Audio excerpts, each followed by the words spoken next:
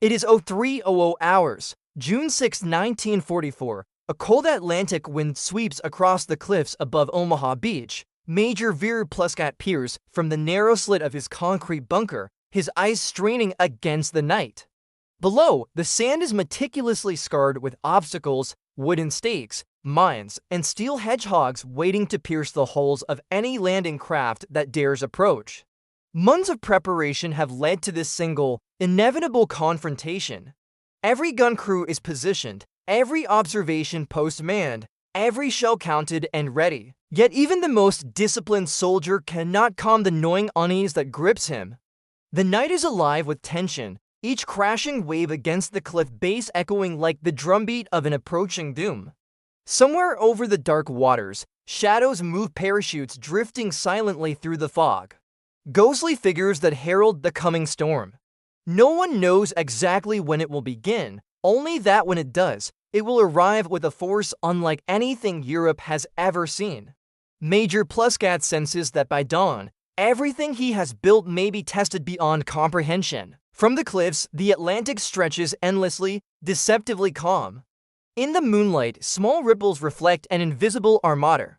Allies are massing, their ships and transports silent but monumental, awaiting the signal to cross into history. Overhead, reconnaissance aircraft hum faintly, unseen by those in their bunkers. Down below, the beach is a quiet, forbidding expanse, a landscape engineered for death. And yet, in that stillness, there is no real comfort. Every soldier knows that calm is a prelude, that moments like these can vanish in an instant, replaced by hell itself. Major Pluscat walks the perimeter, boots crunching over gravel, glancing at his men. Faces are tense, eyes sharp, yet shadows of fear flicker where discipline tries to hide it. The officers discuss artillery calibration, enemy approach vectors, and timing. Every calculation is precise, every contingency accounted for, at least in theory. And yet, no plan survives contact with chaos. The distant hum of engines reaches his ears, faint at first, then rising. Something is approaching, and with it comes a realization, no matter how formidable the Atlantic wall seems, this night will not last. By 03:00, the first tremors of the coming assault brush the senses. Signals from observation posts report distant flashes on the horizon. Could it be reconnaissance planes or something far more sinister? Shells explode in the distance, but their source remains unseen, teasing anxiety into a near panic. Major Pluscat signals the gun crews to readiness, the calm of night giving way to a tension almost unbearable. In moments, the Atlantic wall will no longer be a fortress. It will become a battlefield drenched in fire, smoke, and uncertainty. Every man feels the same pressure. History is arriving on these shores. The horizon is no longer simply water and sky, it is an omen, a moving, unstoppable mass of steel, men, and aircraft. Major Pluscat exhales slowly, understanding fully that by sunrise, he will be witnessing something unprecedented, something that will alter the course of the war forever. The bunker vibrates faintly from distant explosions, each one a harbinger of the chaos soon to descend. And as the first light of dawn dares to pierce the Atlantic fog, an unspoken truth settles over the cliffs. No one survives the morning unchanged. Before the first wave crashed upon the beach, before the roar of MG-42s fills the air, before courage and fear collide in mortal combat, the calm holds, but only for a heartbeat. The soldiers of the 352nd Infantry Division steel themselves, unaware that within the next hour, the Atlantic wall, their meticulously built fortress, will be tested in ways that no human mind could have imagined. If you're captivated by the scale, tension, and human stories of World War II, take a moment to like this video and subscribe, helping more people discover the incredible history of Omaha Beach and the sacrifices made on that fateful morning. Dawn breaks slowly over Omaha Beach, the Atlantic fog thinning just enough to reveal a sight Major Pluscat will never forget. At 05:30 hours, his eyes sweep the horizon, and the enormity of what approaches strikes like a thunderclap. An armada stretches left to right, as far as the eye can see, battleships, destroyers, and transports packed with thousands of troops. The rhythmic pounding of the waves is drowned out by a distant, ominous rumble. The guns have opened. Thunder erupts across the cliffs, though the shells have yet to strike. Major Pluscat's men brace, but even trained soldiers falter under the spectacle.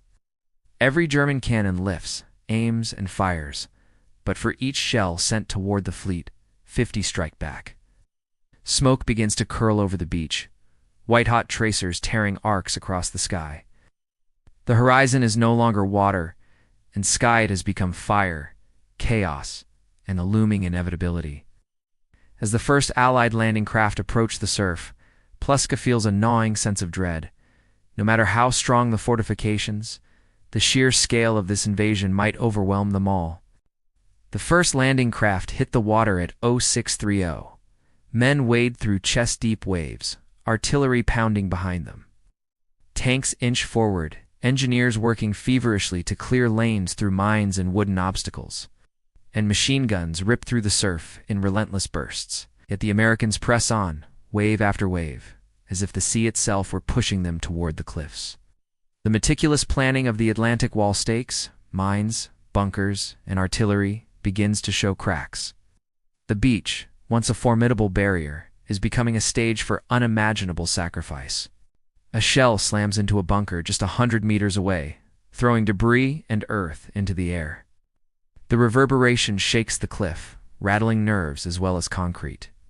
Pluscat signals his men to hold fire, reassessing strategy under the unrelenting barrage. And then through the smoke and chaos, something appears: a small group of American engineers moving with unexpected speed, their goal clear: breach the defenses at all costs. If they succeed, they will unravel the German positions from within. The realization hits like a bolt. The battle is no longer just about holding ground. It is now about survival itself. By 0715, the beach has become a mosaic of human struggle. Soldiers on both sides fight, bleed, and struggle to find cover. Explosions carve craters into the sand, and every advance is contested fiercely. Pluscat's unit fires continuously, yet the waves of incoming troops do not relent. From the cliffs, he watches Americans scramble over obstacles, some falling, others climbing relentlessly. The fog of war, smoke, and sea spray blend into a living, moving wall of chaos. And yet, despite devastation, the tide cannot be turned. The Allied invasion is proving unstoppable. Then comes a sound that freezes even the hardened German soldiers: tanks crashing through the surf, armored beasts that defy the obstacles, their engines roaring over the cries of men. The beach trembles as each machine moves forward, flattening obstacles and carving paths through the chaos. Pluscat realizes that his carefully orchestrated defenses, brilliant on paper, are being rendered almost irrelevant by coordination, manpower, and sheer determination. The Atlantic Wall, symbolic of German might, is being tested in the crucible of reality, and the outcome is uncertain. From his bunker, Pluscat's gaze shifts to the cliffs beyond the beach. Reinforcements, if any, are trapped under artillery fire. Communications crackle with static and panic. Every second brings a new wave, a new assault, a new risk. And in that instant, the terrifying truth becomes undeniable. Omaha Beach will not be held by steel and concrete alone. It will be held only by courage, chaos, and sheer will. By 0730 hours, Omaha Beach has transformed into a living nightmare. The sand, once pristine and waiting, is now churned with mud, blood, and debris. Smoke curls in thick columns from burning landing craft and destroyed obstacles. Major Pluscat moves between bunkers, issuing orders with calm urgency. But even the most disciplined soldiers are fraying under the relentless assault. Every foot of sand is contested. Every machine gun nests a beacon of death. And yet, the Americans push forward, wave after wave, as if driven by some unstoppable force. A small group of soldiers emerges from the surf, diving into the craters and ducking behind wreckage. Explosions throw water and sand skyward, and in the confusion, men scream, some in pain, some in fear, some in defiance. Major Pluscat watches helplessly as grenades arcing from the American lines obliterate obstacles painstakingly installed over months. It is clear the Atlantic Wall, despite its imposing structure, is beginning to falter. And then, in a moment that freezes every heartbeat, a massive shell slams into a nearby bunker, collapsing it completely. Inside, cries for help echo unanswered, leaving uncertainty over who has survived or who is already gone. The fighting grows more desperate. German soldiers throw everything they have at the invaders' rifles. Machine guns, mortar, but ammunition is running low. And each counterattack leaves gaps in the line. Across the beach, medics dash between the wounded, ignoring the danger of artillery and gunfire to drag men to safety. Bodies litter the sand, yet the Americans keep advancing, exploiting every breach with unyielding precision. And just as it seems the German positions might hold for another moment, another wave of tanks emerges from the surf, steel beasts carving paths through obstacles, their engines drowning out cries of both fear and determination. Major Pluscat surveys the beach, recognizing the unbearable cost. His men fight bravely, every second earned through skill, courage, and sheer stubbornness. Yet even heroism cannot overcome the sheer scale of the assault. From the cliffs, the horizon is alive with landing craft, some burning, some filled with fresh troops, all converging with an inevitability that chills him. If reinforcements do not arrive soon, the entire division may collapse. He realizes then that Omaha Beach is not just a battle, it is a crucible, where survival is measured in minutes and courage is defined in heartbeats. The bunker shakes violently as another shell impacts nearby. Dust and debris cloud the interior, obscuring faces and instruments. Outside, soldiers cling to whatever cover they can find. Eyes wide, ears ringing, hearts hammering. Each explosion changes the beach, each advance brings new peril, and yet no one can stop the tide. And then, in the chaos, a signal flare ignites above the water, a beacon that something unexpected is arriving. Could it be reinforcements or yet another wave of destruction? The uncertainty grips every man on the cliffs and in the surf. By 0830, the Germans' defensive line has begun to collapse. Positions once thought impenetrable are now overrun. Major Pluscat knows that every second counts. Yet each attempt to reorganize his men is thwarted by the relentless momentum of the Allies. The beach is a tableau of sacrifice, courage and fear, life and death, victory and futility all entwined in a brutal ballet. The Atlantic Wall, emblem of German might, is giving way under pressure no human preparation could fully anticipate. If you've been captivated by the bravery, chaos, and raw human struggle on Omaha Beach, take a moment to like this video and subscribe. By doing so, you help more people discover these untold stories of courage and history, ensuring the lessons and sacrifices of D-Day are never forgotten. Bio 8 for 5 hours, the once formidable German defenses on Omaha Beach have been silenced. Smoke rises from shattered bunkers, the twisted remnants of obstacles scatter across the sand, and the roar of artillery fades into an uneasy calm. The Americans press inland, forming a continuous stream of men, vehicles, and supplies. Each step forward transforms the beach from a battlefield into a foothold, a launching point for liberation, and the beginning of a new chapter in Europe's history. Major Verer Pluscat emerges from the shadows of a collapsed bunker. He surveys the devastation, the carnage etched into every crater and dune. Over 1,200 of his men have been killed, wounded, or captured, and yet the imprint of their resistance is undeniable. Every delay inflicted upon the Allies, every obstacle that slowed their advance, shaped the battle's outcome and the strategic decisions that would follow. Even in defeat, the 352nd Infantry Division left its mark, demonstrating courage and resolve in the face of overwhelming force. Across the beach, the tide of invasion continues. Landing craft still arrive, unloading waves of soldiers, armored vehicles, and equipment necessary to push inland. Medics continue their desperate work, tending to the wounded on both sides. The survivors of Omaha Beach, Allies and Germans alike, bear the weight of what they have witnessed, a profound understanding of the human cost of war. The Atlantic Wall, once a symbol of unyielding power, now stands shattered, a testament to the limits of even the most formidable defenses. Inland, the Americans begin consolidating their positions, securing roads, hedgerows, and villages.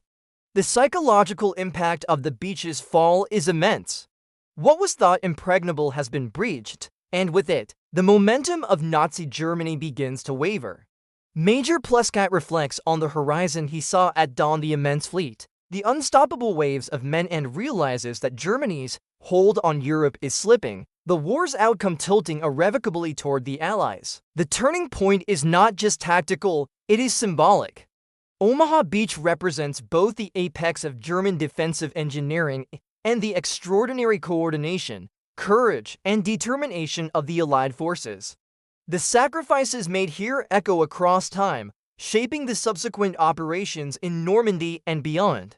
By mid-morning, the beach is firmly in Allied hands, a crucial foothold that will allow the liberation of France to accelerate, setting the stage for the eventual defeat of Nazi Germany. Major Pluscat survives the day, a witness to history in its most raw, terrifying, and transformative form.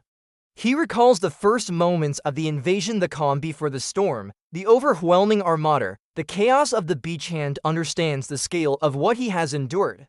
The Battle of Omaha Beach was Germany's most effective resistance on D-Day, yet it also demonstrated that courage, no matter how resolute, cannot withstand sheer coordinated force indefinitely. As the sun rises higher, illuminating the ruined beaches and battered fortifications, a quiet settles over the battlefield. Omaha Beach is no longer a line of defense, it is a gateway to liberation. The courage of those who fought, the sacrifices of the fallen, and the relentless determination of the survivors all converge into a single, unforgettable story, one that would resonate through history, a testament to human endurance, duty, and the turning tide of war. The battle is over, but the legacy remains, a moment in time when bravery met inevitability, when preparation collided with unstoppable momentum, and when the world witnessed the cost of freedom carved in sand, blood, and steel. Omaha Beach is more than a location. It is a symbol of sacrifice, strategy, and the unrelenting march of history.